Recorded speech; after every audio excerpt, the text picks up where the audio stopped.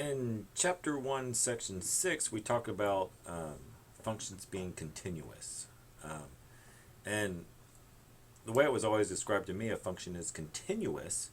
It's as if when you're drawing the graph, do you have to pick up your pencil? And so, again, I can't use my pencil forever as x goes to infinity. But over an interval, if I have to pick up my pencil, that means that I am not continuous. If there is a jump in the graph. So here's the official definition versus the picking up your pencil. And so if there is a point C, is it continuous at C? Well, C has to be defined. The y value at C has to be defined. The limit has to exist from both directions, so that means from the left and from the right. As I approach this x value, I go to a specific value, and then that value needs to be f of c. So I have a y value that's defined. F of c is a y value.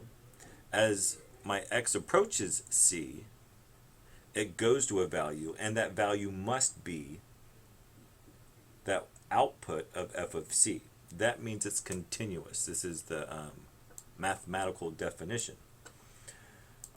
So looking at a couple problems, determine whether the function is continuous on the entire real number line. Well, at 9 and negative 9, I would have vertical asymptotes. I don't think they're both going to cancel out. Maybe one of them would cancel out and I would have a hole. But at a hole, I'd have to pick up my pencil as well. That hole, or that picking up the pencil, would be an infinitesimally small pickup of the pencil. But I am not continuous there, right? There's asymptotes. Looking at something like number 5. So here I have a piecewise function.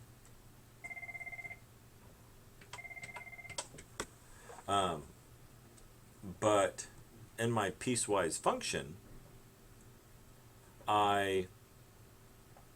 if I plug in 0 here, I get negative 1. If I plug in 0 here, which I shouldn't, I get positive 1.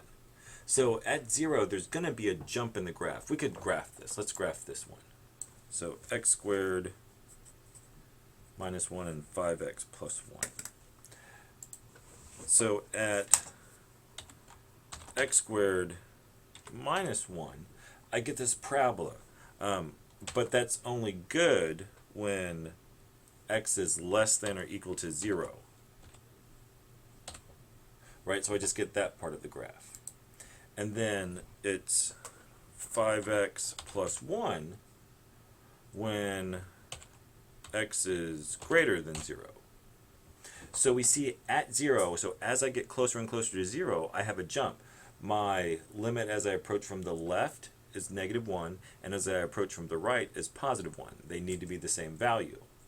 And if they're not the same value, right, those limits are not the same, that means that I am the limit does not exist at 0, and it's definitely not continuous. So I'm going along here, but then I have to pick up my pencil and jump up to here. That makes sense. And so it just asks some questions based off of this. And then the last one I wanted to look at is number 8, and just how they're wording things. Here's a particular function. Describe the intervals on which the function is continuous. Well, it's not defined to the left. It's not in the domain. Your x values, you can't have the square root of a negative number. Well, you can, but those become imaginary numbers. So when we're looking at this graph, it starts almost at 0, so that's why I use a parenthesis, and it goes to the right forever, to infinity. And with that, there are no jumps or holes, because the only issue is when x is equal to 0. That's when we have an issue, is when x is equal to 0. So if we say from 0 to infinity, again, not including 0, it would be a parenthesis versus a bracket. we get the interval where our function is continuous. And notice down here I would put none because it's only one interval where it's continuous. It's not defined to the left of 0, right? Because we don't do the square root of negative numbers. So that's the ideas from Chapter 1, Section 6.